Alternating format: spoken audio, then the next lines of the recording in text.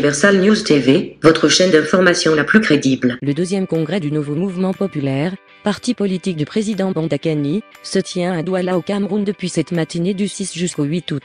Dans son discours d'ouverture du congrès, et surtout après avoir présenté les grandes lignes du panafricanisme, le président Bondakani n'a pas manqué de condamner avec hargne l'action des forces impérialistes, qui veulent à tout prix déstabiliser l'Afrique. Suivons maintenant la première intervention du président Bondakani sur le panafricanisme au deuxième congrès du NMP. Suivons. Une fois de plus, bienvenue à tous et à toutes. Nous sommes ravis de vous accueillir, vous qui venez de toutes parts, d'horizons les plus lointains, comme des plus proches, vous qui êtes connectés, vous de la diaspora. Nous sommes immensément bénis pour être au cœur de cette fraternité humaine qui, sur une base renouvelée, se construit chaque jour, pierre après pierre, en vue de la sauvegarde de l'espèce humaine qui fait l'objet de menaces inédites. Mesdames et messieurs, le premier congrès du NMP tenu à Douala les 14 et 15 juin 2018, dans cette même salle, avait été placé sous le thème « Pour un panafricanisme de gouvernement ». La substance de ce thème avait été suffisamment développée durant les travaux qui avaient meublé le dit congrès. Qu'il me plaise de rappeler que par panafricanisme de gouvernement, il fallait entendre une démarche stratégique qui, à la suite d'une analyse rigoureuse de la situation africaine et mondiale, avait intégré que si nous considérons les chefs d'État, les gouvernements, comme les ennemis à abattre, quel que soit le prix, le mouvement panafricaniste serait condamné dès le départ. L'intelligence et la sagesse nous commandaient plutôt de les considérer comme des alliés objectifs du panafricanisme, sous réserve qu'ils optent résolument de combattre le panafricanisme. Cette option stratégique permettait au panafricanisme, dans sa séquence actuelle, de marcher sur ses deux pieds. Un, celui de la dénonciation et de l'éducation des masses, et le deuxième pied, celui de la cession au pouvoir d'État. Cette marche équilibrée du panafricanisme sur ces deux pieds était une nécessité. Si la dénonciation de l'impérialisme mondialisé appelle simultanément la formulation d'un projet politique alternatif, il faut alors avoir conscience des enjeux de gouvernement.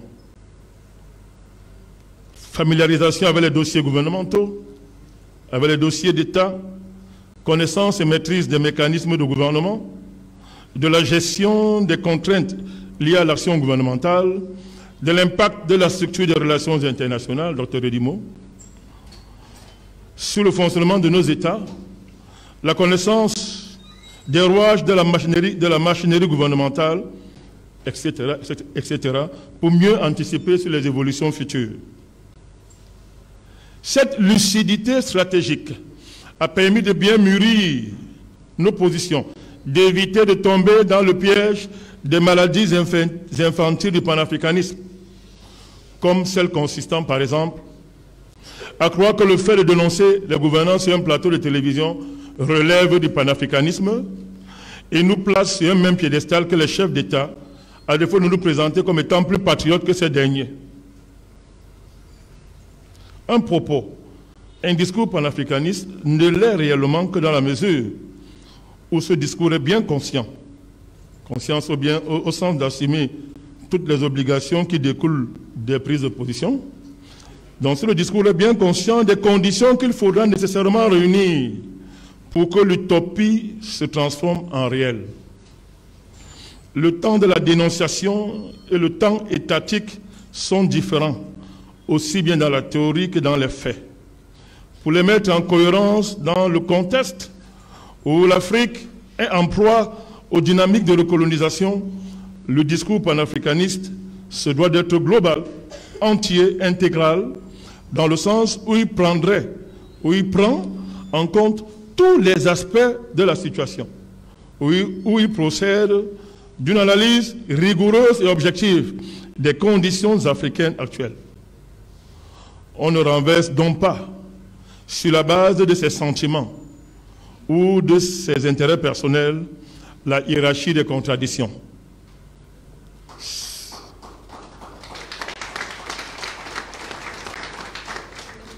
C'est en procédant ainsi, mesdames, messieurs, qu'on lève les verrous, que l'on décode les secrets du système qui organise la disparition historique de l'Afrique et des Africains. Dès le début du mouvement panafricaniste, nous avons fait le choix de la parole comme arme stratégique de combat. Sa puissance réside dans la vérité qui la caractérise et la porte. La vérité est cohérente, entière et persuasive. Elle porte en elle les moyens de sa réalisation, de son accomplissement. Le panafricanisme de gouvernement est donc une intelligence de la situation africaine qui retourne les armes qui, jusqu'ici, ont permis de soumettre les Africains aux différentes formes d'esclavage. On retourne donc, disais-je, ces armes-là contre leurs fabricants ou leurs utilisateurs.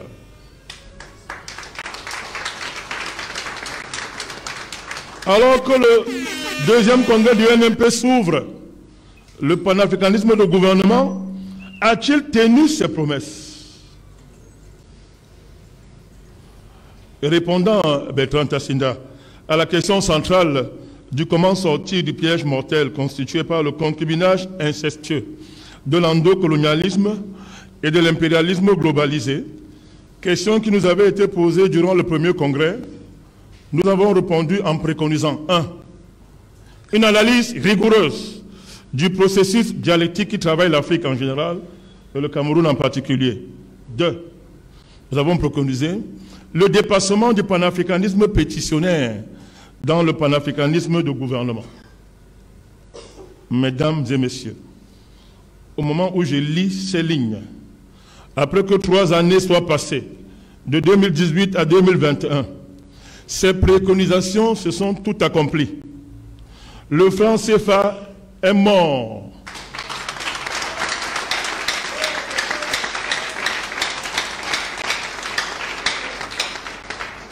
Le franc CFA est mort malgré les gesticulations d'arrière-garde de la France et de ses alliés. Les dynamiques d'émancipation contre le néocolonialisme et de refus de la recolonisation se sont structurées et se structurent victorieusement en Afrique, que ce soit au Mali, en République centrafricaine et au Cameroun, pour ne citer que ces pays-là.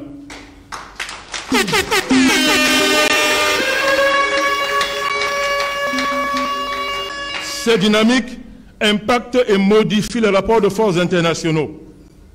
La Cour pénale internationale, CPI, a été vaincue.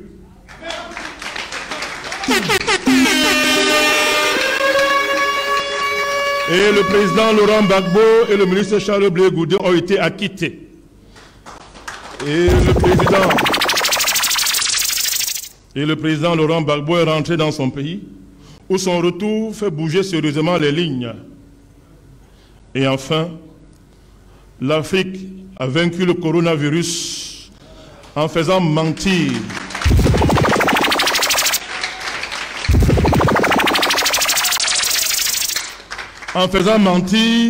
les prédictions apocalyptiques de l'ONU, de l'OMS et de l'Union européenne et de la France, qui avaient parié et misé sur la mort historique de l'Afrique à la faveur de cette soi-disant pandémie.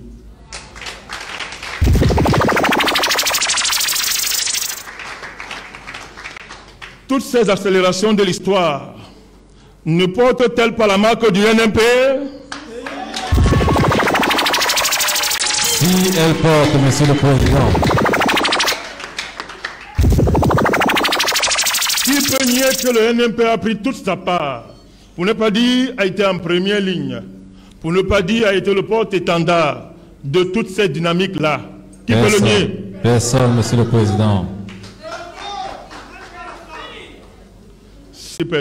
Si personne ne peut donc le nier, tel est donc le lien de continuité historico-politique qui lie le premier congrès du NMP à ce deuxième congrès. Bien sûr.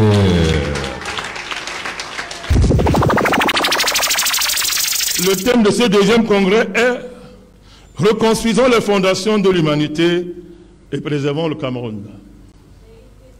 L'audace de ce thème, président Anicet, le mot audace, c'est à lui que j'ai pris ça.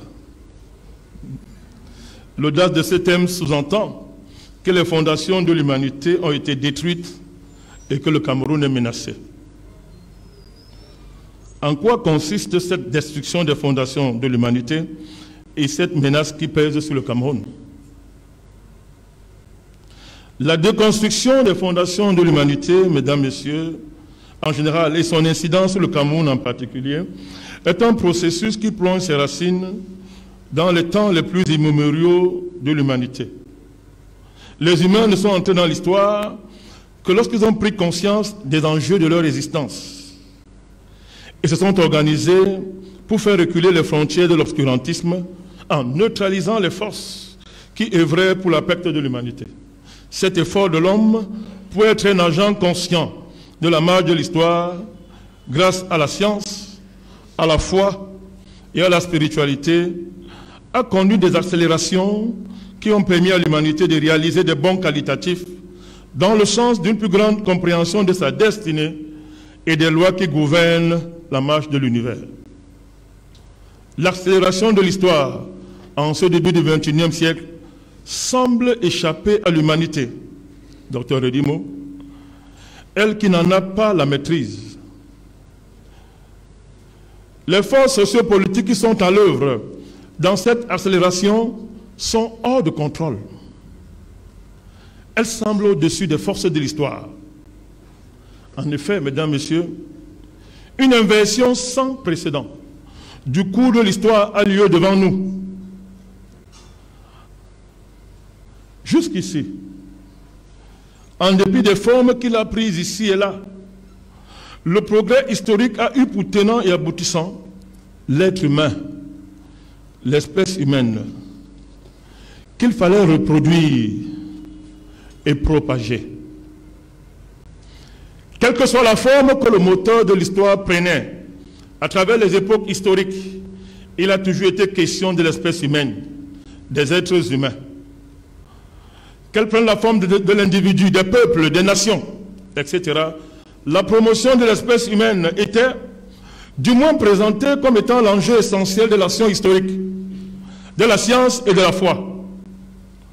Peut-être que les classes sociales montantes, dominantes ou déclinantes de toutes les époques, se sont toujours considérées comme relevant de l'espèce humaine et ont donc agi comme telles. Ce qui a eu pour conséquence évidente que la mesure de toute chose soit l'espèce humaine, soit l'homme, soit l'être humain. Que ce soit au sein de la famille primitive, au sein du clan, de la tribu, de la confédération des tribus ou enfin de la nation, et quel que soit le stade historique atteint, les activités humaines, qu'elles soient politiques, économiques, sociales, culturelles, religieuses, spirituelles, géopolitiques, traditionnelles, tournaient en première et en dernière instance autour de l'idée qu'il fallait créer et garantir les conditions de la reproduction matérielle des hommes, des sociétés, mais surtout celle de la propagation de l'espèce humaine. Même quand les hommes et les sociétés étaient sous l'emprise des forces religieuses les plus obscures, les dieux ou le Dieu que l'on demandait d'adorer et à qui l'on demandait de sacrifier, n'acceptaient que l'adoration et des sacrifices venant des humains.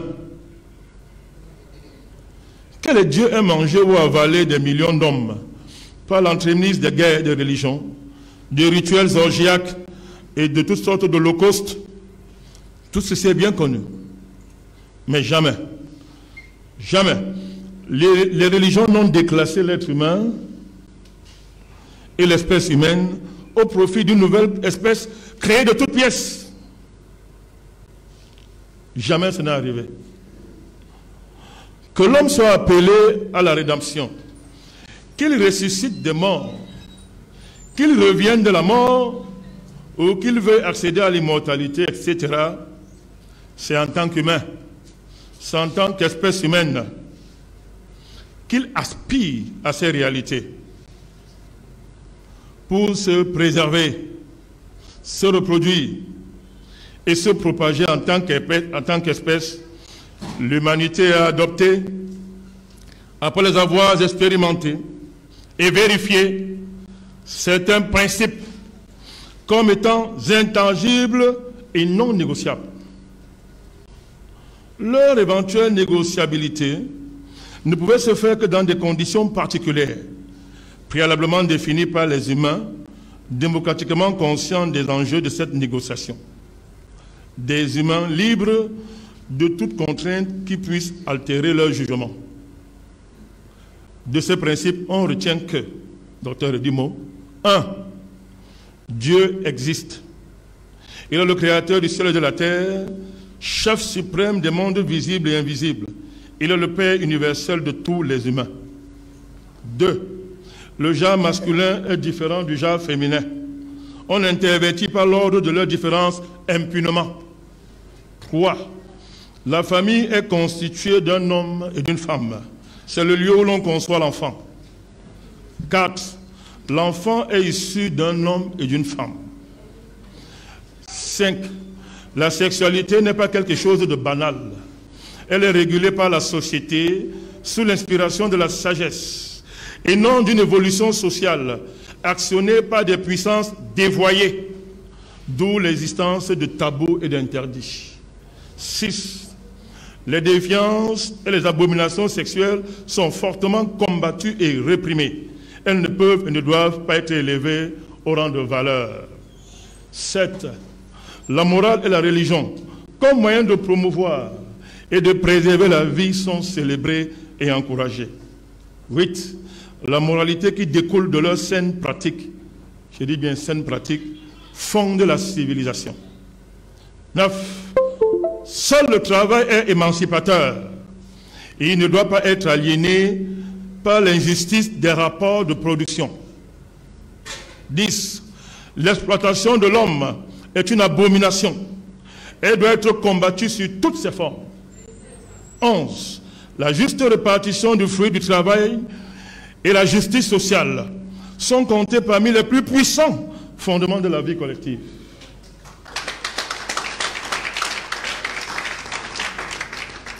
12.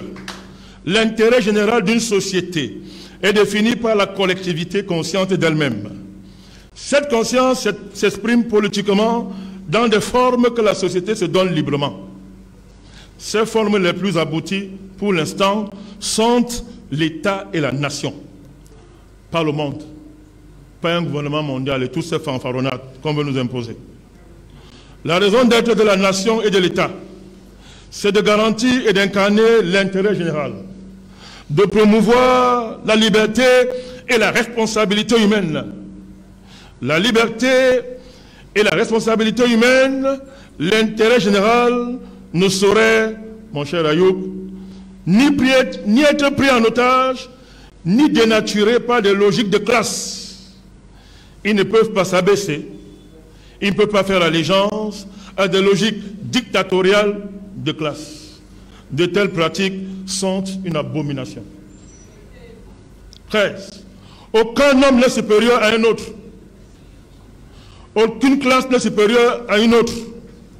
L'organisation politique de la société, l'État, ont pour finalité l'imposition de l'égalité en droit et en devoir de tous les hommes, indépendamment de leurs origines sociales.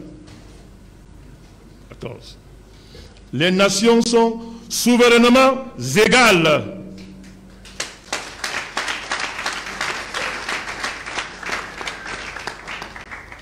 Il n'y a pas de nation supérieure à une autre.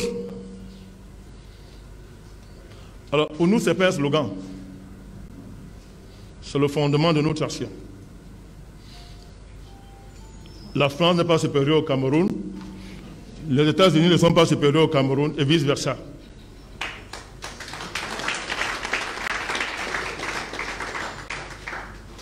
Comme les puissances impérialistes sont têtus, on va leur imposer ça.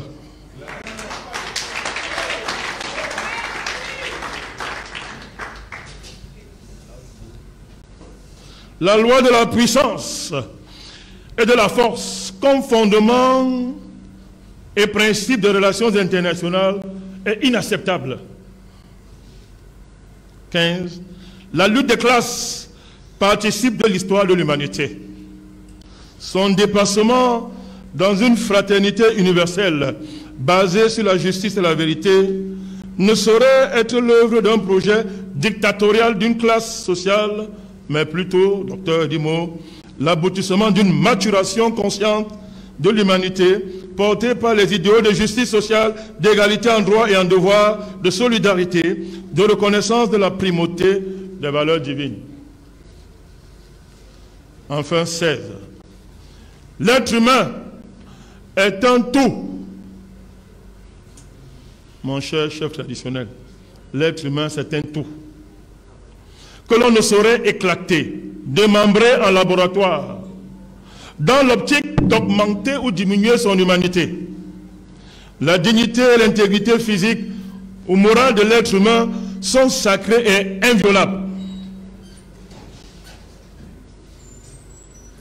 Donc, tous ces projets qui fleurissent ici et là et qui visent à augmenter l'humanité relèvent du banditisme et de la criminalité de classes sociales mondialement organisées qui ont fondé leur démarche sur des principes diaboliques. C'est pour ça qu'il faut les combattre fermement. Ces principes que nous venons de recenser de manière non exhaustive ont fécondé et nourri une longue dialectique des civilisations et de la civilisation. Si les civilisations sont diverses, la civilisation, qui est la synthèse de ce que les civilisations ont de meilleur, Dr Yam, ne s'est jamais éloignée de ces principes que nous avons énumérés. C'est un peu comme l'a affirmé Sergei Lavrov, ministre russe des Affaires étrangères. C'est un peu le code génétique des civilisations qui a préservé l'espèce humaine tout au long de l'histoire, c'est-à-dire de la longue marche consciente de l'homme vers lui-même. Ce code génétique est sacré. On ne le touche pas, surtout pas avec les mains impures des mondialistes. On ne touche pas au code génétique de l'humanité. L'inversion de l'histoire, mesdames, messieurs, qui accourt devant nos yeux, c'est la reprogrammation de ce code génétique des civilisations en vue de son remplacement par un nouveau code génétique aventureux, méphistophélique, dont les aboutissants et les tenants échappent à tous. Le but de la mise en œuvre de cette reprogrammation génétique de l'humanité, c'est l'accélération de l'avènement de l'homme augmenté. Une chose qui peut être tout, sauf un homme, tel que nous l'avons connu jusqu'ici. Ce projet est porté par une classe sociale globale, la première de l'histoire de l'humanité, qui a concentré entre ses mains tous les leviers de la puissance. Mesdames, Messieurs, c'est la fin de l'espèce humaine, donc de la liberté, de la civilisation. Le grand Friedrich Engels doit se retourner dans sa tombe.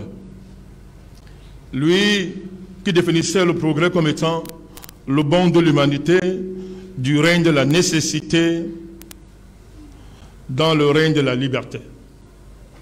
L'humanité n'en a pas encore fini avec la nécessité qu'une classe globale de dépravés et de déshumanisés veut lui faire effectuer un bond dans la servitude éternelle par le biais des applications technologiques. Cette classe sociale, mesdames, messieurs, ce sont les mondialistes. D'autres les appellent les talmudistes. D'autres les appellent les illuminatistes. Appelez-les comme vous voulez. Mais pour l'instant, nous les appelle les mondialistes. Leur projet politique, c'est le mondialisme. L'ennemi de l'humanité, mesdames, messieurs, c'est le mondialisme. Claire. Les ennemis de l'humain, ce sont les mondialistes. Claire. Il est temps de pénétrer dans leur sanctuaire. Bien sûr. Le projet qu'on appelle mondialisme est un projet très ancien. Il côtoie l'ancienneté des âges. Il a été formulé avant la proto-histoire, avant même la préhistoire. Il est devenu historique à la faveur de l'avènement de la bourgeoisie au devant de la scène historique. La quintessence du projet mondialiste ne s'explique pas par les seules modalités de la science, telles que cette dernière s'est affirmée historiquement. Maintenant alors que cette science matérialiste est sous le contrôle de la bourgeoisie, comment cette dernière va-t-elle permettre que les ressorts cachés du mondialisme soient exposés? C'est la science spirituelle qui est en capacité de prendre le contre-pied de la propagande scientifique. Elle qui promeut le projet des mondialistes, en expliquant en profondeur les tenants et les aboutissants non avoués de leur projet. C'est la lumière spirituelle qui peut éclairer et dissiper les ténèbres épaisses que les mondialistes propagent sur le monde sous couvert de fausses lumières technologiques. Historiquement, le mondialisme est né dans l'Angleterre victorienne. Ses promoteurs historiques sont ceux que le grand Lénine appelait les Fabiens britanniques. Son visage romanesque, littéraire, a pris la forme du roman 1984, dans lequel M. Orwell déroule le contenu du projet mondialiste. Quel est ce projet? C'est la perpétuation de la domination britannique sur le monde par la fusion de l'Empire britannique et des États-Unis d'Amérique pour former un super-État dirigé par une idéologie dangereuse qu'on appelle INSOC, abréviation de English Socialism, le socialisme anglais. Ce super-État a un nom de code qu'on appelle Océania, qui n'y voit pas la préfiguration du projet de nouvel ordre mondial et son avatar, le gouvernement mondial, si cher à nos mondialistes. À la base donc du mondialisme, mesdames, messieurs, il y a le socialisme anglais. Et Lénine dénonçait ça déjà il y a très longtemps. Lénine et Karl Marx. Qui est un mélange de racisme, d'aristocratie raciale et d'occultisme, qui exalte la supériorité des races nordiques, les Normands, les Celtes et les Anglo-Saxons. Pour revenir aussi au mondialisme, il a un visage historique, poétique. C'est celui du poème d'Alfred Tennyson, poète officiel de la reine Victoria, qui en 1842 a écrit un poème intitulé « Locksley Hall ».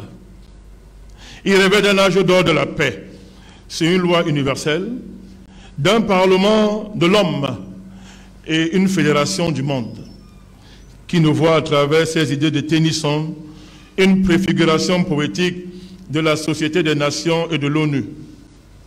Winston Churchill, l'un des pères sévères du mondialisme, était un zélateur du poème de Tennyson. Il a qualifié Churchill de la plus merveilleuse de toutes les prophéties modernes, certainement par hasard, ou par amour de la littérature, certainement. Pour que le socialisme anglais devienne mondialisé, il a fallu qu'il fusionne et pactise avec le talmudisme par l'entremise du pacte Rothschild-Oliver Cromwell, qui fut en son temps un fameux dictateur en Angleterre. Dès lors, les mondialistes pouvaient concentrer leurs forces pour atteindre l'objectif stratégique de l'Union anglo-américaine. Nous sommes dans les années 1893, quand cette idée a commencé à circuler, à se répandre, tout comme l'idée des États-Unis du monde anglophone s'est propagée dans les années 1901. En effet, l'idée de perpétuer la domination britannique sur le monde n'est pas faisable sans les États-Unis d'Amérique. Aussi, le mondialisme s'est toujours évertué à manipuler les États-Unis d'Amérique afin qu'ils fassent partie intégrante de l'Empire britannique. L'on ne comprend rien à la création des structures telles que la table ronde des années 1900, à l'organisation de la Première Guerre mondiale par les mondialistes, à l'infiltration de la Maison Blanche, depuis ces années par des éléments à la solde des mondialistes, à la création des groupes de réflexion comme la Chatham House au Royaume-Uni, qui va être la maman de son équivalent aux États-Unis, le fameux Council of Foreign Relations, CFR. On ne comprend rien à l'action d'un homme comme Winston Churchill. Bref, on ne comprend rien à la fabrication de la fameuse relation spéciale qui lierait pour toujours les États-Unis d'Amérique et le Royaume-Uni, relation spéciale dont les bases sont jetées depuis 1919, si l'on perd de vue le caractère vital pour les mondialistes anglais de cette alliance. Mais dans leur esprit, cette alliance doit être au profit seulement de l'Empire britannique. D'après les mondialistes anglais, les États-Unis ont vocation à être un prolongement outre-mer de l'Angleterre. On a souvent présenté l'Angleterre comme le berceau de la révolution industrielle, qu'on doit à l'invention de la machine à vapeur par James Watt.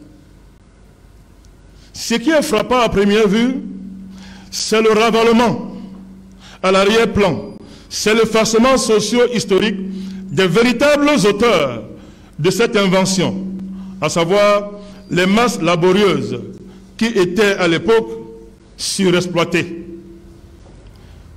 Les classes dominantes, mesdames, messieurs, ont toujours su comment confisquer les mérites et les bienfaits du travail général de l'humanité pour se présenter comme étant des progressistes, comme étant une classe émancipatrice, alors qu'il n'en est rien. L'on voit déjà apparaître cette ruse du capital qui consiste à se servir des avancées scientifiques et de leurs applications pour masquer la brutalité des rapports sociaux capitalistes.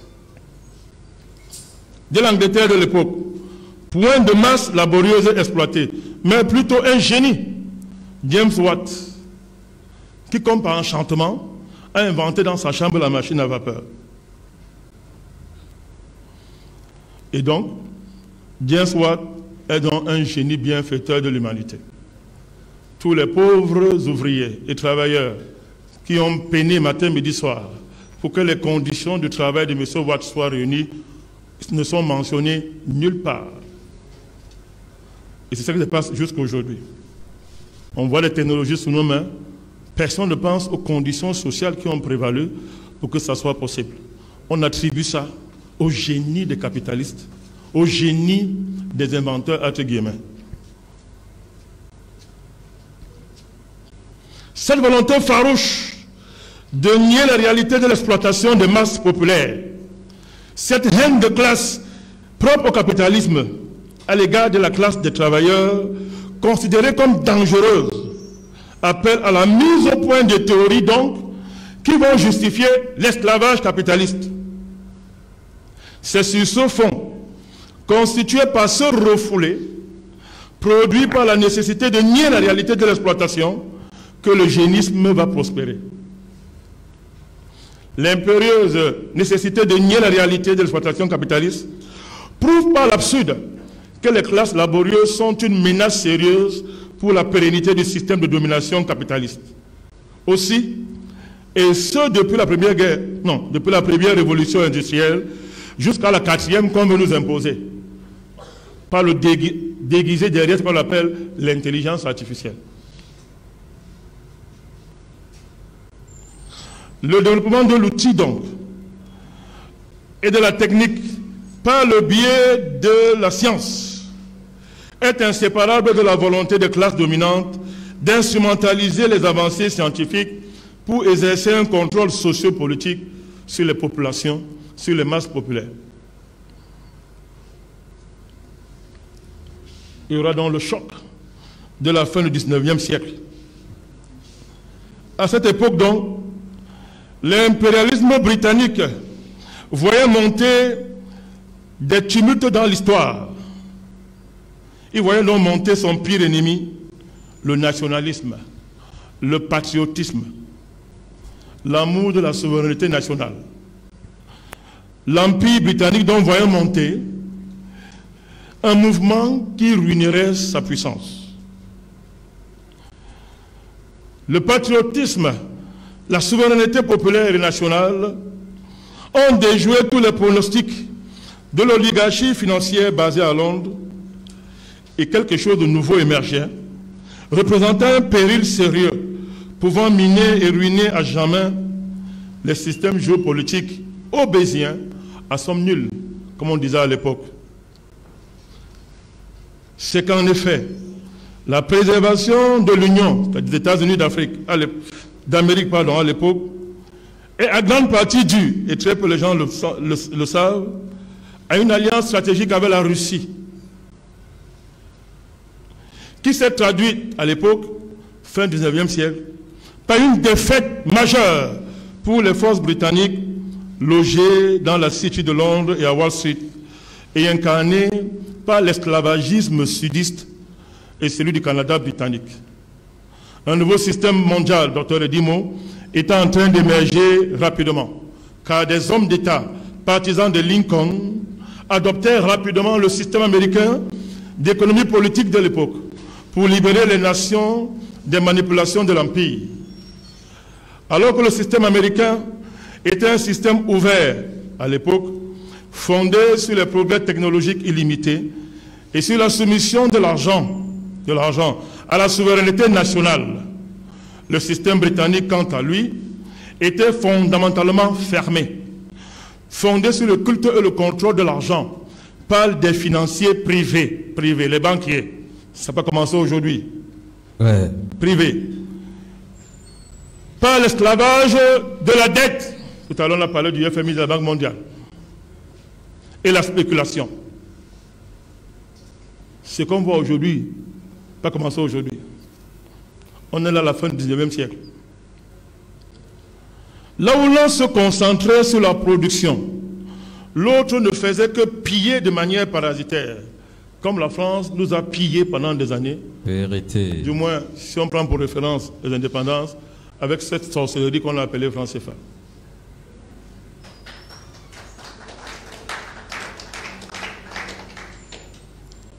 Un des grands économistes de l'époque, un des amis du docteur Edimo, qu'on appelait Henry Carey, avait rendu cette dichotomie explicite lorsqu'il prévoyait la nature de la guerre civile américaine à venir, élaborée dans son livre à l'époque de Harmony of Interest, écrit en 1852, que tu connais certainement. Deux systèmes se présentaient et se présentent encore au monde. L'un vise à augmenter la proportion de personnes et de capitaux engagés dans le commerce et le transport, et donc à diminuer la proportion de personnes engagées dans la production de marchandises à échanger, avec un rendement nécessairement moindre pour le travail de tous, tandis que l'autre vise à augmenter la proportion de personnes engagées dans le travail de production, avec un rendement accru pour tous, donnant aux travailleurs de bons salaires et aux propriétaires du capital de bons profits. L'un est tourné vers le paupérisme, l'ignorance, la dépopulation et la barbarie. L'autre vers l'accroissement de la richesse, du confort, de l'intelligence. Une combinaison d'action et de civilisation. L'un regarde la guerre universelle, l'autre la paix universelle. L'un est le système anglais, on est à l'époque. L'autre, pouvant être fier de l'appeler, on est encore à l'époque, le système américain. Tel qu'il était conçu à l'époque et face à l'Empire, c'est le seul qui ait jamais été conçu et dont la tendance est d'élever et d'égaliser les conditions de l'homme dans le monde entier. Je dis dans les conditions de l'époque. En 1872, Carey, l'ami du docteur Edimo, était occupé à diriger un groupe international d'économistes qui aidait des dizaines de gouvernements à mettre en œuvre ce système lorsqu'il a écrit le traité économique anti-malthusien intitulé Unity of Law. C'est là que le grand économiste a pleinement exposé sa théorie globale de la science économique en tant que système à somme non nulle de coopération et de croissance créative entre les cultures, entre les nations de toute la terre. Et que lorsque ces nations de toute la terre auraient développé leurs pouvoirs mentaux et physiques et que chacune d'elles ait augmenté son pouvoir d'autodirection. À mesure que chacune d'elles obtient de plus en plus de pouvoir pour contrôler et diriger les grandes forces naturelles, l'harmonie de tous les intérêts internationaux sera aussi parfaite et complète que celle des individus qui composent les nations. La vision optimiste de M. Carré en 1890 d'une nouvelle époque pour la civilisation était magnifiquement exprimée par le premier gouverneur du Colorado et ancien garde de corps de Lincoln, William Gilpin, dont le Cosmopolitan Railway, chemin de fer, présentait des études approfondies, mon cher Ayoub, de projets ferroviaires unissant toutes les parties du monde dans le cadre d'une nouvelle culture de progrès scientifique et technologique pour tous. Gilles Ping était explicite sur le fait que ce système serait financé par des banques nationales, générant un crédit productif à long terme, du protectionnisme et une éducation universelle pour le bien de tous. Des problématiques qui étaient déjà très chaudes à l'époque et qui va être l'une des raisons de la guerre civile américaine actionnée par les impérialistes anglais. Parce qu'on verra pourquoi nous avons les problèmes d'aujourd'hui. Ce sont les mêmes qui créent les problèmes qu'on a vus dans le monde. Ce sont les mêmes qui ont créé le système de Bretton Woods. Il faut partir très loin pour comprendre de quoi est-ce qu'il s'agit, à qui nous avons affaire. Bien sûr. Et Gilles Ping va écrire sur ce foutu monde dont rêvait le système d'économie politique progressiste, on est dans les conditions de l'époque. Et il dit, les armes du massacre mutuel seront jetées au loin. Les passions sanguinaires trouveront un frein. Une majorité de la grande famille humaine acceptera les enseignements essentiels de la morale, de la saine morale, héritée des plus vieilles traditions de l'humanité. Une place sera découverte pour la vertu industrielle et la puissance industrielle. Les masses du monde entier se rencontreront. Elles s'éclaireront mutuellement et fraterniseront pour reconstituer les relations humaines en harmonie avec la nature et avec Dieu. Le monde cessera d'être un camp militaire, nourri uniquement par des principes militaires, de la force arbitraire et de la soumission abjecte aux puissances de l'argent. Un ordre nouveau. Bien sûr. Un ordre nouveau et grandiose dans les affaires humaines s'inaugurerait à partir d'immenses découvertes et d'événements concomitants. Ce texte nous présente l'état du monde à la fin du XIXe siècle. Une alliance des nations se forme pour refuser le système anglais d'économie politique à cause de son caractère pillard et de sa tendance à conduire le monde vers la guerre. L'Empire anglais va alors riposter dans les termes que nous avons explicités plus haut, en plus de ce que ils vont organiser la guerre civile aux États-Unis d'Amérique. Toute la géopolitique, toute la géoéconomie et toute la géospiritualité de notre temps, chère vice-présidente, prennent leur source dans le choc géopolitique qui a opposé l'Empire britannique à l'Union américaine sous la présidence de Lincoln.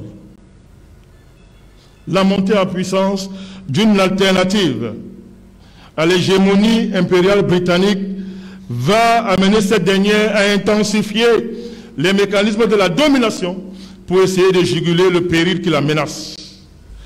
Pour ne pas nous répéter, nous nous concentrerons sur la sophistication de cette riposte de l'Empire par les mécanismes malthusiens qui, à l'époque déjà, étaient le rempart idéologico-scientifique de l'Empire. Avec cette corollaire économique dans les travaux de John Stuart Mill, de Ricardo, d'Adam Smith, les théories de Malthus ont servi auparavant à justifier l'Empire. Monsieur Malthus, Robert Thomas Malthus, pour les besoins de la cause, avait été amené à inventer une loi de la population au moyen de laquelle il pouvait dégager les riches et les puissants de toute responsabilité pour des choses existantes.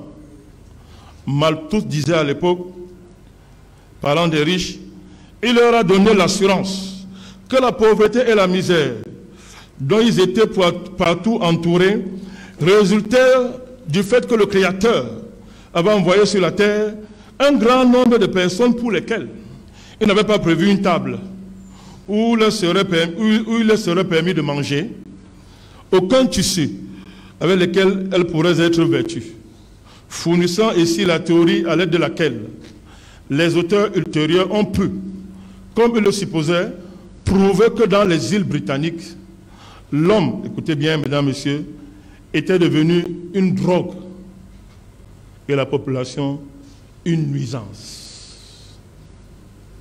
Ça n'a pas commencé aujourd'hui, mesdames, messieurs. Nous sommes trop nombreux. Les puissants de l'argent ne veulent pas voir ça. Ouais. On les fait peur. Nous sommes trop nombreux. Et il faut gérer ça. Ce qu'on vit aujourd'hui a commencé depuis. Ça s'est sophistiqué et le développement de la science sous le contrôle du capitalisme a débouché sur une dérive faustienne qui donne dans les mains des personnes indignes des moyens techniques extraordinaires pour faire de nous ce qu'ils veulent. Ça n'a pas commencé aujourd'hui. Déjà à l'époque, le docteur on dit que la population est une drogue et une nuisance. Et Malthus est connu pour sa théorie-là. Une fois de plus, donc, mesdames, messieurs, l'on peut aisément voir le refoulé hygiéniste revenir à la surface. Les changements de paradigme apportés par la science et la politique à la fin du XIXe siècle ont donné naissance à une nouvelle ère pétrochimique électronique. Les nouvelles découvertes en physique atomique faites par Becquerel, Roentgen, Curie, Rutherford, Planck et Einstein modifient en outre l'idée que l'humanité se fait de l'espace, du temps, de l'énergie et de la matière. L'application pratique de ces découvertes sous la forme d'un progrès scientifique au service de l'humanité détruisait rapidement les fondements des prétendues lois de la population de Thomas Malthus, qui supposait que l'invention humaine ne pouvait jamais dépasser les limites de la nature, ce qui nécessitait toujours un sacerdoce scientifique pour contrôler la croissance démographique et par-delà contrôler les nations. Et pam, une fois de plus, le refoulé hygiéniste signe sa présence. Et nous avançons dans la connaissance et la compréhension du champ d'extension de l'eugénisme. Il ne s'agit pas seulement de prendre acte de ce que l'homme est une drogue et la population une nuisance. Il faut établir et comprendre tous les ressorts du lien qu'il y a entre le contrôle de la croissance démographique et le contrôle des nations. L'idée d'un sacerdoce scientifique, Dr Chakunte, est à approfondir. On sait que Malthus magnifiait les guerres, les catastrophes naturelles et les famines comme étant les moyens naturels de contrôle et de régulation de la démographie. Dès lors que ces moyens naturels ne sont plus en mesure de contrôler la croissance démographique, le sacerdoce scientifique ne peut-il pas mettre la science à profit pour créer ces calamités, mais surtout développer les applications technologiques qui permettront de manipuler à dessein les lois de la croissance démographique? C'est une question, mais il y a longtemps que nous y sommes déjà. Contrôler la croissance démographique par-delà le contrôle des nations signifie que l'Empire se hisse au-dessus de toutes les nations et a les moyens de contrôler chaque homme et chaque nation.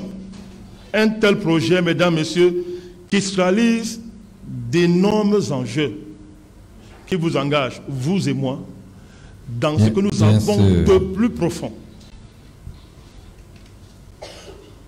Pour se hisser au-dessus de chaque homme, de chaque nation, il faut donc récapituler tout ce que l'homme, l'individu et les nations mis ensemble savent faire sur le plan scientifique, économique industrielle et militaire, afin de disposer d'un pouvoir qui soit supérieur à tous les autres pouvoirs, puisqu'il s'agit bien de dominer les nations et les hommes, puisqu'il s'agit d'établir un gouvernement mondial. Bien sûr. Les développements ci-dessus nous conduisent tout droit, mesdames, messieurs, au cœur de la sophistication des thèses malthusiennes pour opérer la mise à jour scientifique de son contenu, malmené par les nouvelles découvertes scientifiques citées plus haut. Ce sera donc à Cambridge et à la Royal Society que les bases malthusianistes de l'Empire vont être renouvelées. Ces réseaux vont donner naissance à une nouvelle race de gestionnaires impérieux sous la forme de Huxley's Club, 1865, dirigé par un jeune misanthrope talentueux, Thomas Huxley, chargé de formuler une nouvelle grande stratégie de préservation de l'Empire.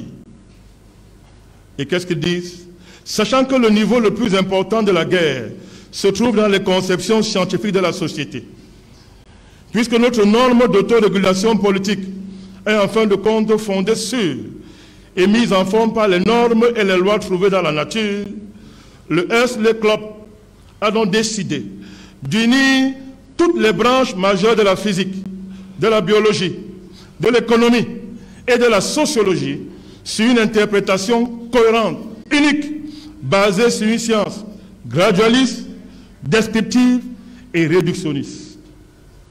Il s'agirait d'une nouvelle science unifiée, cohérente sur le plan interne, qui mettrait à plat l'épreuve de tous les sauts créatifs qui façonnent l'ensemble de la nature, vivante et non vivante. Ce groupe a réalisé que si la nature pouvait être modélisée comme un processus fermé, en décomposition aléatoire, elle serait également dépourvue de toute notion réelle de principe, de justice et de moralité. Cette conception de la nature permettra alors aux empires de justifier à jamais l'exploitation de leurs victimes.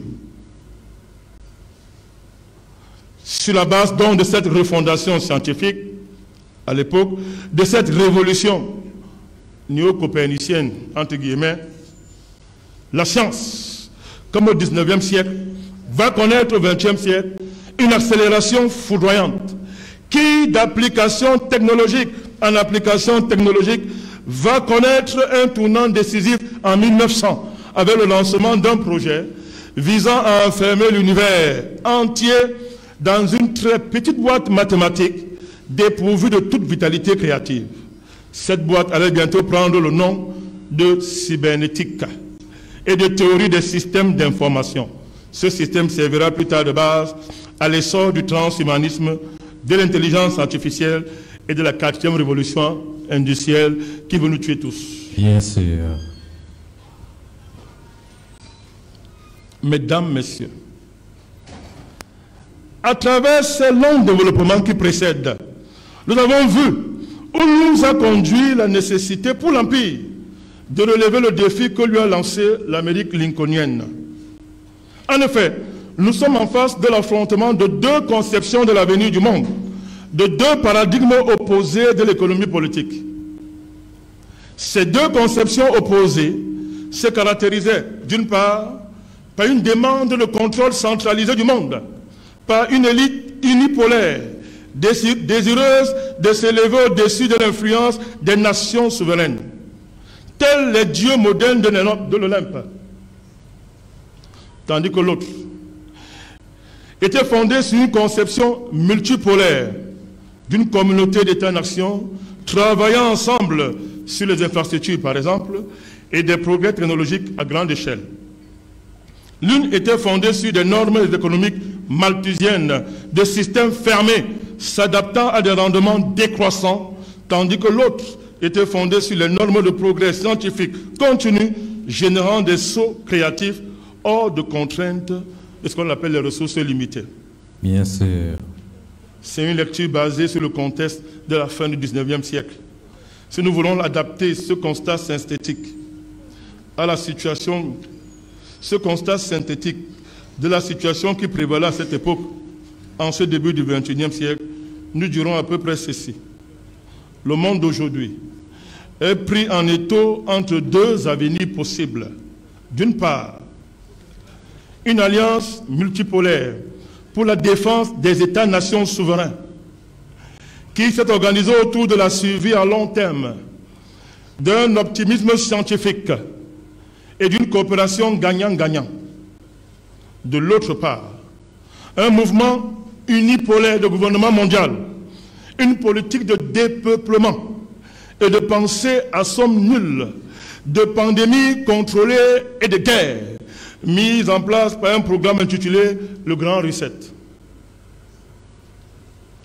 Il est plus important de comprendre ces deux paradigmes opposés.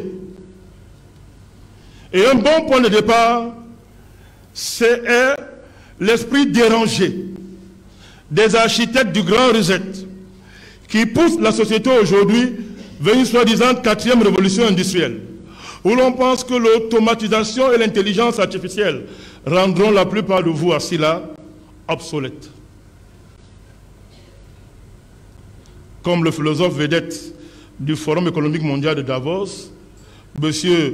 Yuval Hariri a décrit à propos à plusieurs reprises cette perspective. Il dit « La technologie peut perturber la société humaine et le sens même de la vie humaine de nombreuses façons, allant de la création d'une classe mondiale d'inutiles, d'hommes inutiles, à la montée en puissance du colonialisme des data, Dr Tchakounte, et de dictature numérique. » Vérité.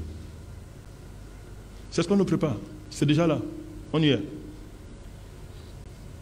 À la faveur de ces deux résumés de situations comparées de la fin du 19e siècle et du début du 21e siècle, nous pouvons sans risque de nous tromper affirmer que le 21e siècle n'est que, à quelques détails près, le produit de cette guerre géopolitique qui a opposé l'impérialisme britannique à l'Amérique lincolnienne. Autrement dit, les actions politiques, économiques, culturelles, sociales, géopolitiques, géospirituelles que nous avons posées depuis la fin du 19e siècle jusqu'à nos jours n'ont été qu'un développement de ce long processus historique. Bien sûr. Autrement dit, les deux guerres mondiales, l'avènement de ce qu'on appelle droit international, l'avènement de l'ONU et cet organisme spécialisé, du système de Bretton Woods, les indépendances, la guerre froide, la mondialisation, les programmes d'ajustement structurel, la globalisation, mesdames, messieurs, ne sont que des formes que revêt à un moment ou à un autre ce choc dialectique opposant la volonté de l'Empire universel de perpétuer sa domination d'une part et la volonté des États-nations de s'émanciper totalement de l'Empire d'autre part. Bien sûr. Ça, c'est la géopolitique.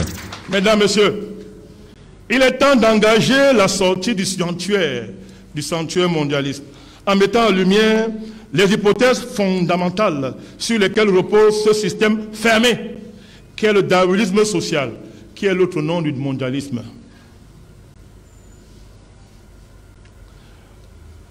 Expliquons donc ce qu'on entend par eugénisme.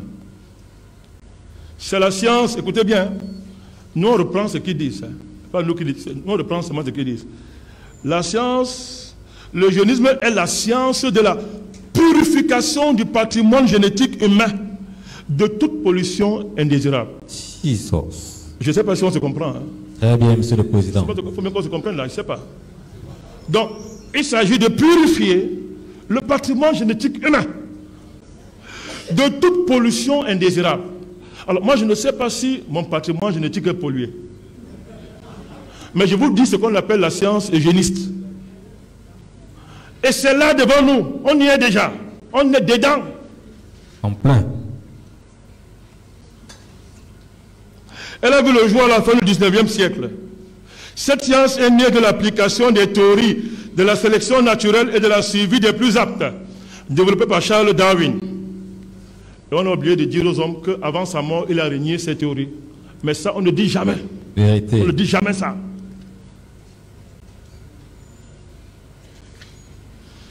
Et qui va jusqu'à l'élimination des individus inaptes par la société humaine. Donc tout ce qui est déclaré inapte doit être éliminé. Ce n'est pas vous qui vous déclarez inapte. C'est que ceux-là disent que vous êtes inapte. Et dès qu'ils l'ont dit, votre élimination est programmée. Celle-ci, cette théorie non eugéniste, reposait sur certaines hypothèses fondamentales, dont les plus importantes sont les suivantes. 1. L'humanité est un système entièrement façonné par des forces matérielles, que sont les contraintes environnementales et génétiques. Je lis bien en français, hein, entendez bien. Que l'humanité est façonnée par un système, par des forces matérielles que sont les contraintes environnementales et génétiques. 2. Que le système-là était entièrement fermé et donc anthropique, c'est-à-dire soumis à la loi immuable des rendements décroissants menant à une mort thermique inévitable.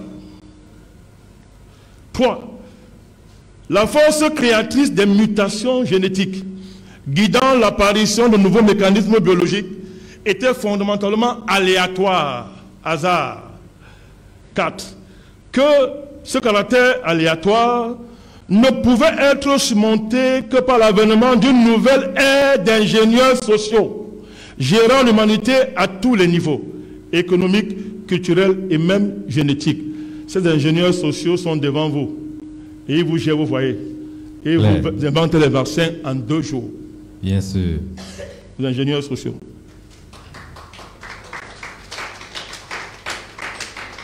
Là, il fallait 10 ans pour qu'un vaccin soit constitué et considéré comme un vaccin. Aujourd'hui, en 6 mois, leur vaccin est un très bon vaccin. Ingénierie sociale. Que retenir de tout ceci? Que l'eugénisme n'est que le stade suprême du capitalisme. Bien sûr. Qu'arrivé à ce stade, le capitalisme mute à son contraire. Bien sûr. Lénine avait déjà prévenu ça dans son fameux livre Impérialisme, stade suprême du capitalisme. Il devient donc socialisme eugéniste. Clair. Nous appelons ça le global socialisme. Ça, c'est le président du NMPI qui a conçu ce concept. Le global socialisme, là où le nazisme était le national-socialisme. Bien sûr. La parenté philosophico-politique entre les deux idéologies saute aux yeux. Clair. Le national-socialisme exaltait la race pure aryenne et engageait tout le peuple allemand dans un acte de purification raciale par le biais du national-socialisme qui entendait restaurer les hautes valeurs germaniques. Bien sûr. Le national-socialisme avait délimité un espace vital que les Allemands ne pouvaient partager avec quiconque. Tous ceux qui occupaient un bout de l'espace vital devaient être anéantis, exterminés ou soumis. Clair. Le national-socialisme, avec pour chef Hitler, bien sûr, était la vérité absolue qui ne pouvait faire l'objet de la moindre discussion, encore moins contestation, et ce, sous peine de mort. Clair. Le peuple était engagé dans un changement radical de comportement social par un dressage militaire. Clair. Il faut toujours au national-socialisme un agneau sacrificiel que l'on tient pour responsable de tous les maux du pays. Clair. Il s'agit d'un groupe social ou d'un peuple désigné comme agneau sacrificiel, comme bouc émissaire. Bien sûr. L'économie de guerre tient lieu d'économie tout court. Elle enrichit quelques-uns dans une ambiance de guerre totale. Clair. Le national-socialisme veut réparer une humiliation historique intolérable. Clair. Tous ces traits du national-socialisme hier, sous Hitler, ne sont-ils pas repris par le global socialisme que les mondialistes veulent imposer au monde? Évidemment que oui, Monsieur le Président.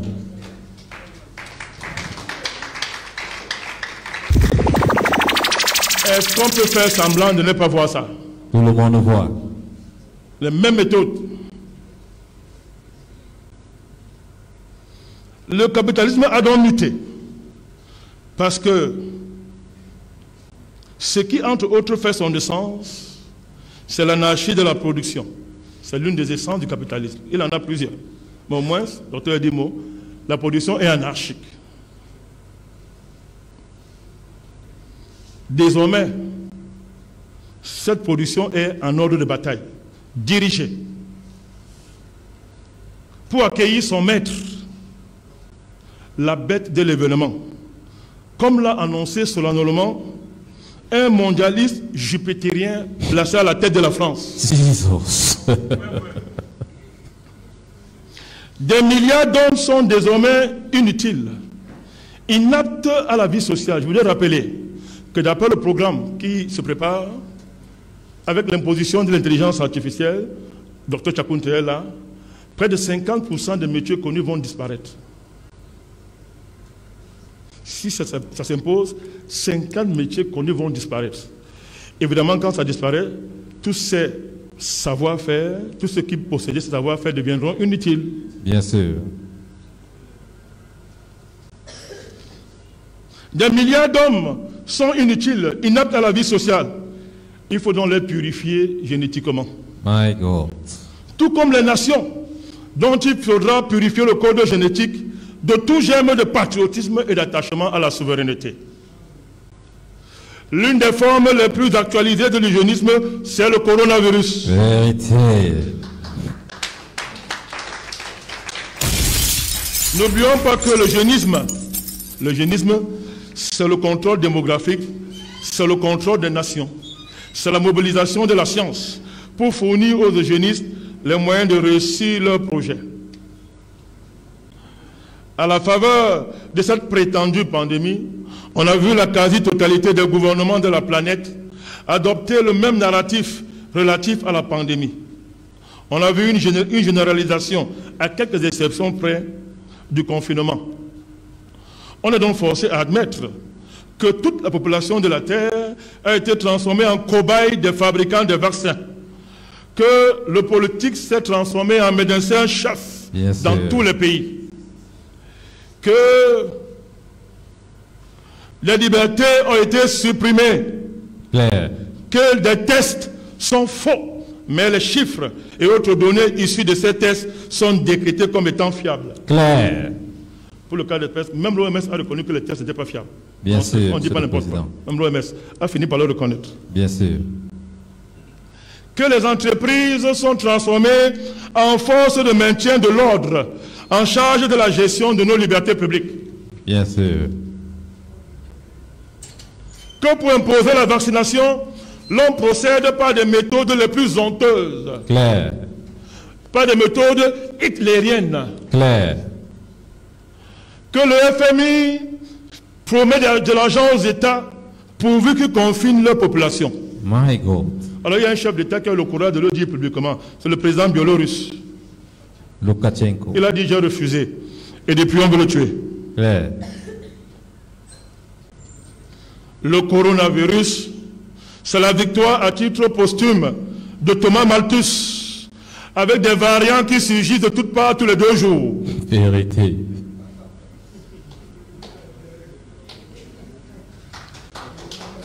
Bien sûr. Ça, c'est la géopolitique. Sans patient originel. Il n'y a pas de premier patient, comme on fait souvent, docteur Chakunte. Premier patient, on dit que ça a commencé. Patient zéro n'existe Chaque 2 plus. jours, un variant sort.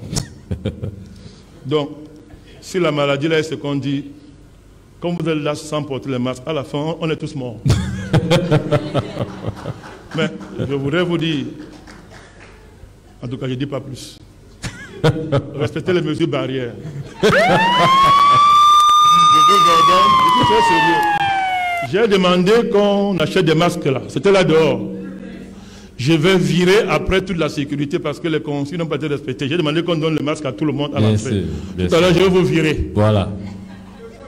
Donc, moi, en train de porter le masque. La sécurité est avertie. Le vice-président du Malidem, il nous a sauvés. Il a peur d'un variant, monsieur le président. Non, je suis sérieux. J'exige le respect des mesures barrières. Édicté par le gouvernement. Demain, tous ceux qui ne seront pas avec les masques, vous n'entrez pas ici. Vous pouvez rire, mais demain, vous allez voir, je suis très sérieux.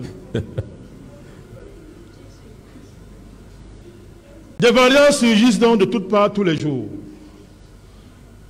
Le coronavirus a montré, docteur Chakunte, que la classe d'ingénieurs sociaux dont nous parlait là, seule à même de gérer l'humanité à tous les niveaux, ne fait donc pas dans la dentelle. Des médecins gagnent de l'argent en prescrivant simplement que tu es malade du Covid-19. Oui. Je fais des constats, je vois, ça me surprend aussi. Parce qu'auparavant, je n'ai pas vu ça. Quand on payait les médecins, on les motivait pour qu'ils disent que toi, tu n'es que malade de ceci quand tu arrives dans un hôpital. Je suis un ancien... Je sais.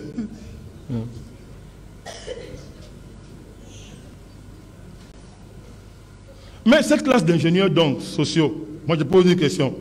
Quand et où a-t-elle fait ces classes d'ingénierie sociale au point de maîtriser une menace qu'on dit nouvelle et inconnue d'avance? Ça, c'est la question.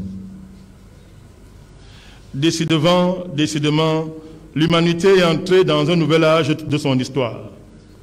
C'est un âge post-historique.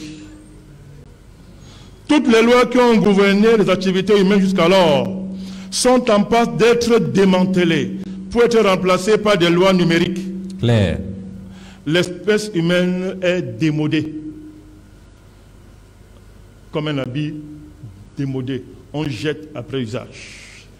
Il se peut donc, chers amis, que nous sommes devenus comme des papiers hygiéniques à jeter après usage. On était valable jusqu'à ce que nous arrivions aux portes de la 4e révolution industrielle. Maintenant qu'on y est, et que semble-t-il, les gens ont la capacité de fabriquer des hommes en laboratoire, vous et moi, nous sommes démodés. Que les femmes excusent, ça arrive souvent à ceux qui sont fatigués de consommer une copine avec qui ils ont mis longtemps.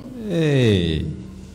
Que les femmes excusent. On dit, bon, vraiment, c'est fatigué, dis donc. On mange un macabo tous les jours. Le président, il y a les féministes ici, là, monsieur le président. Hein? En tout cas, c'est toi qui gères ça.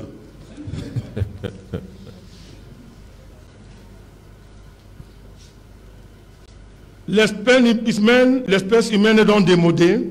La sélection naturelle des espèces est remplacée par la sélection technico-numérique des espèces. My God. Des milliards d'individus sont désormais de trop sur la Terre. Que fera-t-on d'eux? Les porte-voix des mondialistes ne cachent pas leur dessein à l'égard de ce trop plein d'hommes. À défaut d'augmenter leur humanité, il faudra les éliminer. Ils le disent, ils ne le cachent pas. Claire. Donc, mesdames, messieurs, c'est la fin de l'espèce humaine.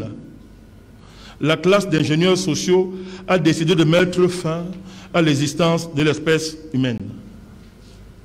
Dire qu'on a qualifié Hitler d'incarnation suprême du mal.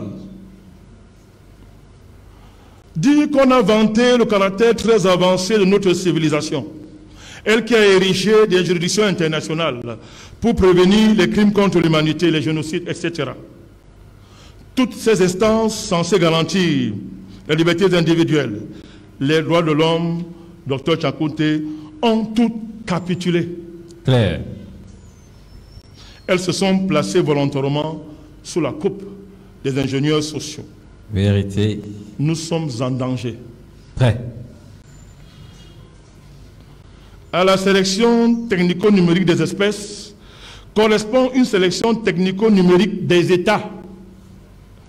Il ne suffit plus de s'aligner dans le camp dominé par l'économie politique fondée sur le culte de l'argent, par les financiers privés, fondée sur l'esclavage par la dette, la spéculation et le pillage. Ça ne suffit plus. Il faut en plus appliquer les politiques eugénistes sur sa population. Vérité. Malheur aux gouvernants qui tiennent tête.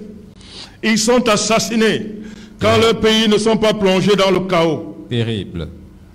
C'est ainsi que le monde a assisté et assiste à une vague d'assassinats ou de tentatives d'assassinat de chefs d'État pour cause de désobéissance au nouvel ordre mondial.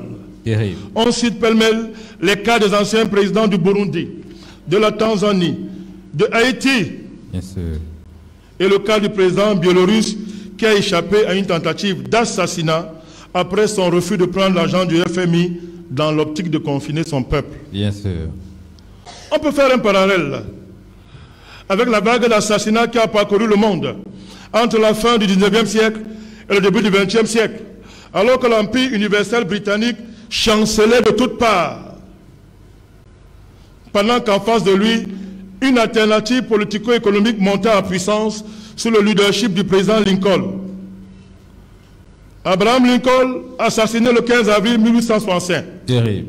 Le tsar Alexandre II, assassiné le 13 avril 1881. Terrible. Le président Garfield, assassiné le 19 septembre 1881. Terrible. Le chancelier Otto von Bismarck, chassé de pouvoir, le 18 mars 1890. Terrible. Le président de la France, Sadi Carnot, assassiné le 25 juin 1894. Terrible. Le tsar Alexandre III, visiblement empoisonné le 1er novembre 1894. Terrible. Le président McKinley, assassiné le 14 septembre 1901.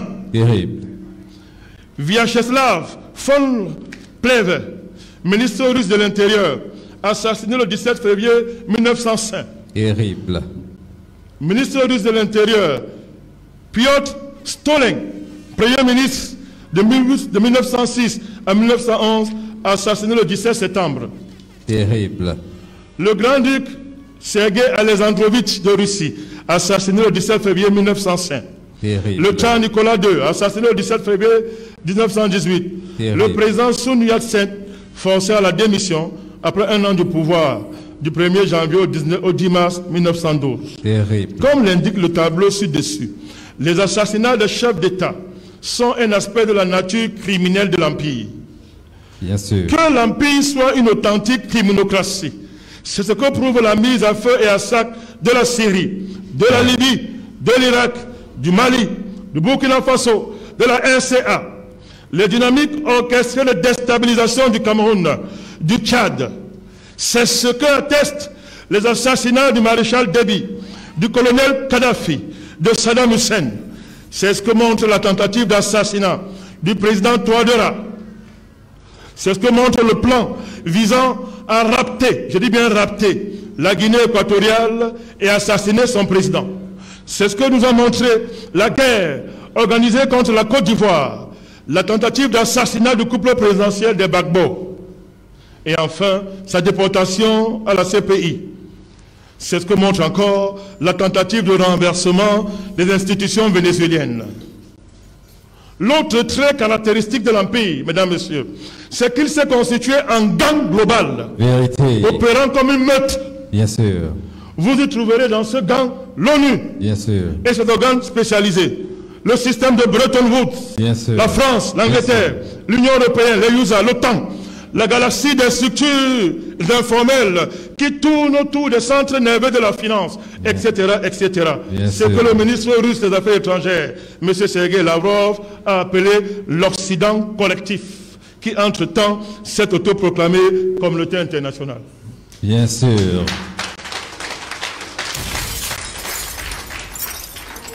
Dans un tel contexte, la diversification des partenariats stratégiques peut apporter une bouffée d'oxygène.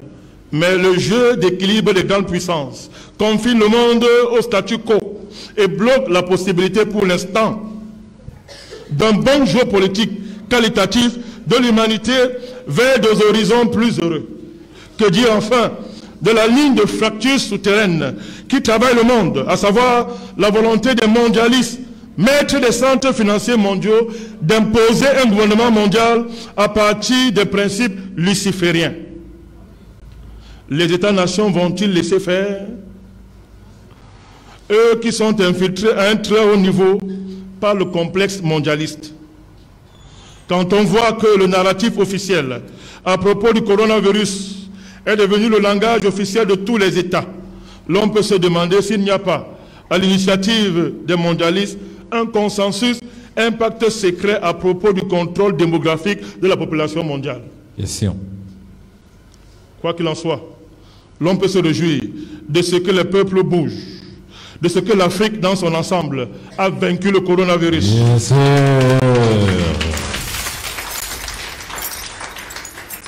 Que les mondialistes sont discrédités au niveau des peuples et des masses populaires. que les élites mondialistes sont extrêmement divisées. Mais il reste tout de même que l'on doit rester inquiet devant la situation mondiale, surtout quand on sait que les mondialistes ont encore de grandes capacités de nuisance, en apparence, semble-t-il. Y a-t-il donc de l'espoir pour l'humanité, Dr. Edimo? Ça, c'est la question. Le tableau descriptif de l'Empire, dans son visage actuel et de ses dessins, peut désespérer, décourager et confiner à l'impuissance. Oui, les ennemis de l'humanité sont puissants. Ils disposent de nos moyens matériels et sont bien organisés. Le constater ne signifie pas qu'on ne peut pas venir à bout de ces gens. On le peut. Bien sûr. Et c'est possible de les battre et de les vaincre. Bien sûr, Monsieur le Président, on peut et on va les battre. À condition de ne pas jouer sur leur terrain. À condition de comprendre que leur faiblesse réside dans leur force. Bien sûr. Mais surtout, ne pas leur donner le moindre pouvoir sur nous. Jamais. Commençons par analyser pour terminer les matrices de l'eugénisme telles que décrites dans les pages précédentes. Tout d'abord, l'homme, s'il est déterminé matériellement par les lois naturelles, il n'est pas, par contre, limité spirituellement par la nature. L'esprit n'a pas de limite. Bien sûr. Or, l'univers spirituel commande à l'univers naturel. Bien sûr. Deuxièmement, il existe une science spirituelle qui porte sur les lois spirituelles de la création visible et invisible. Troisièmement, l'unification des branches majeures de la science pour promouvoir un récit scientifique gradualiste, descriptif et réductionniste ne doit pas nous impressionner. Bien sûr.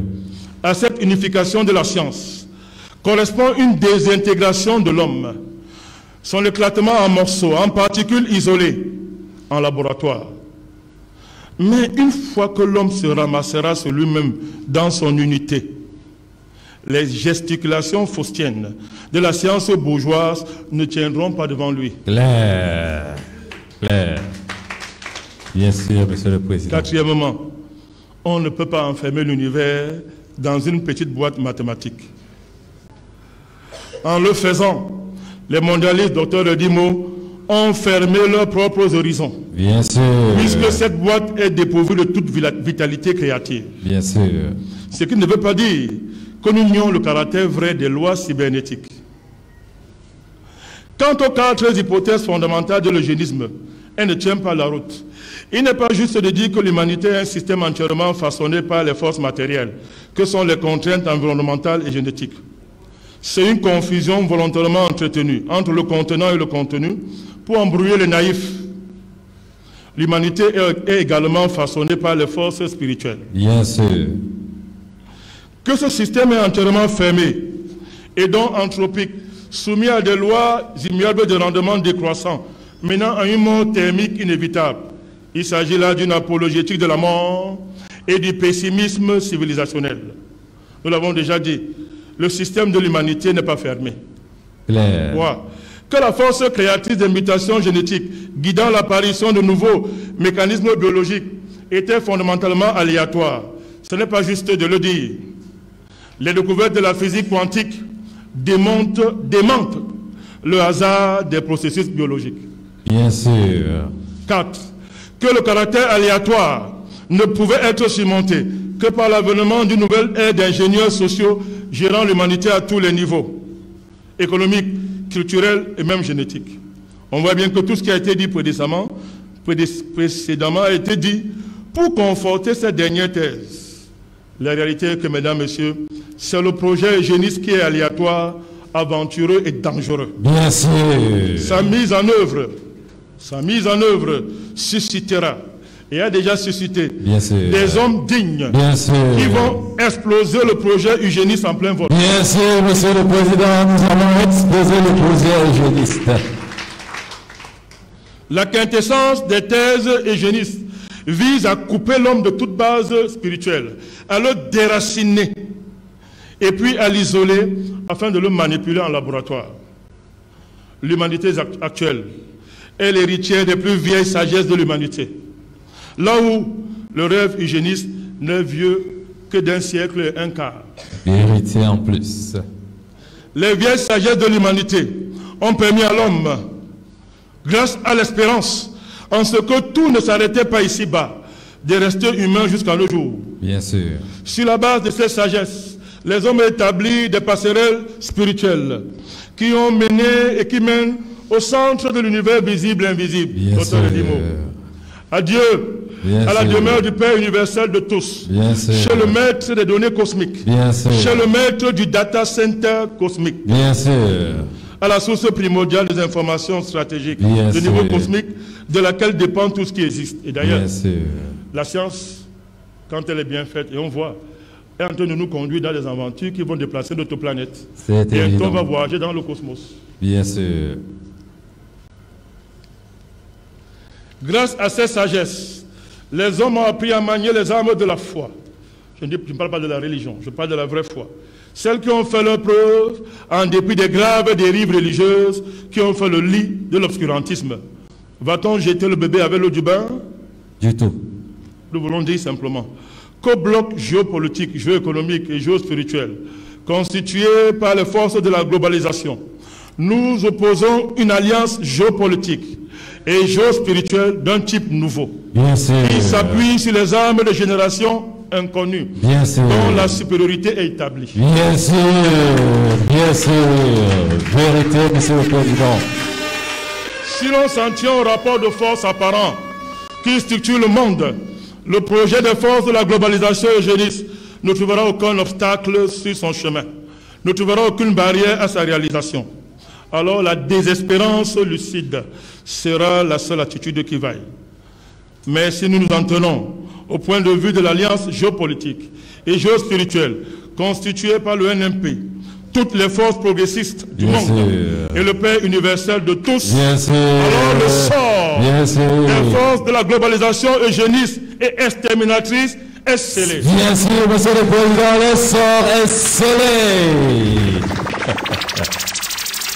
Il y a donc espoir pour l'humanité. Bien sûr, Monsieur le Président.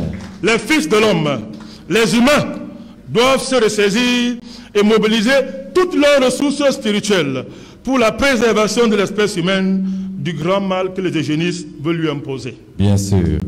Mesdames, Messieurs, s'il y a l'espoir pour l'humanité, il y a l'espoir pour le Cameroun, mon beau pays. Bien sûr.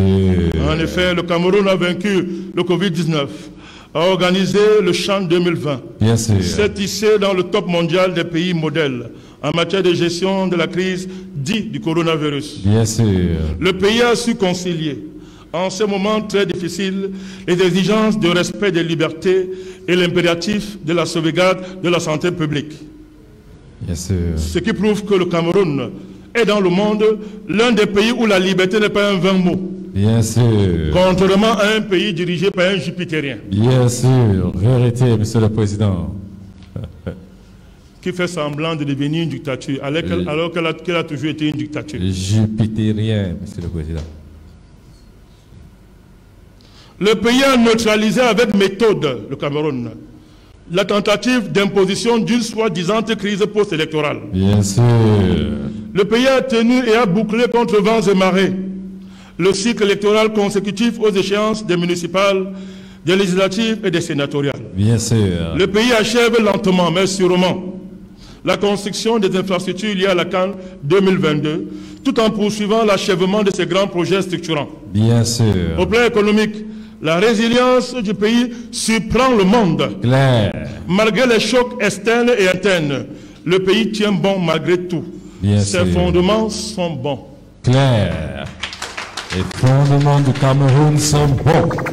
Que dire des menées séparatistes, sécessionnistes et terroristes qui ont cours dans le Nozo, de la guerre contre les terroristes de Boko Haram dans la région de l'extrême nord. Et pourtant, le Cameroun fait face. Bien sûr. Et l'armée dans tout ça, elle est devenue le creuset du patriotisme, Bien sûr. le point de ralliement de toute la nation. Bien sûr. Le pays, Cameroun, fait preuve d'un fighting spirit à Bien nul autre sûr. pareil. Bien sûr. sur l'administration opérait Samuel Dr Tchakounté.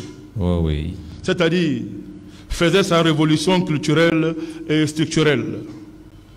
Si l'armée approfondissait davantage sa vocation, Oh oui.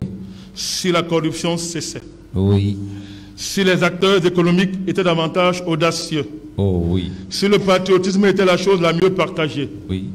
si les forces religieuses s'impliquaient davantage au-delà d'une certaine routine, si les villes étaient mieux maîtrisées, mieux gérées, si la décentralisation densifiait davantage son effectivité, Bien sûr. si les jeunes retrouvaient le sens de la discipline, Bien sûr. si les artistes retrouvaient le sens de leur vocation et allaient de nouveau, comme Toto Guillaume, côtoyer les dieux pour en revenir avec du vrai art. Bien sûr.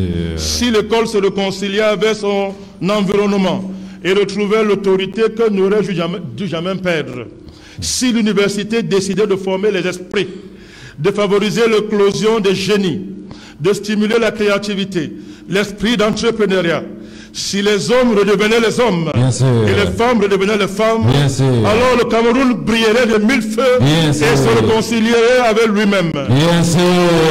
Bien sûr. Bien sûr. C'est un pays pour l'instant en équilibre instable. Pour l'instant, le rapport menace-riposte est à l'avantage du Cameroun. Ces menaces sont bien connues. Leur but, c'est la destruction du pays.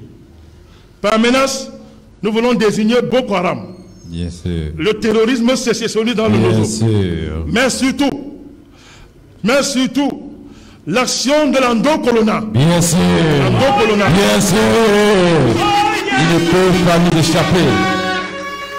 Cette sous-classe d'antipatriotes Bien sûr. qui recrute dans toutes les sphères de la société camerounaise et agit comme relais interne du mondialisme. Bien sûr. Le Cameroun est donc menacé. Il ne faut donc pas le bousculer davantage, mais le protéger plutôt. Bien sûr.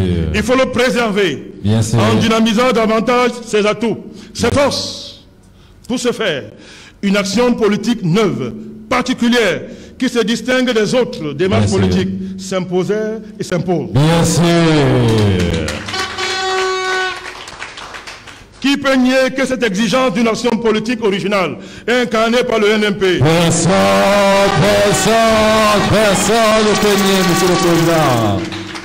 Depuis 10 ans, le NMP s'est distingué par l'originalité de ses choix tactiques, Bien sûr. de sa démarche stratégique Bien sûr. et de son projet politique. Bien sûr. Voilà pourquoi le NMP va intensifier davantage son action pour donner de la profondeur au débat politique Bien sûr. et aux institutions, Bien sûr. pour apporter un supplément d'âme et d'esprit au pays, Bien sûr. pour propager le patriotisme. Bien sûr. On se lève pour accompagner le président.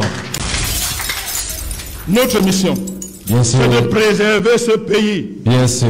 en nous tenant aux côtés de son patriarche de président. Bien sûr. Et nous le préserverons. Bien sûr. Bien sûr.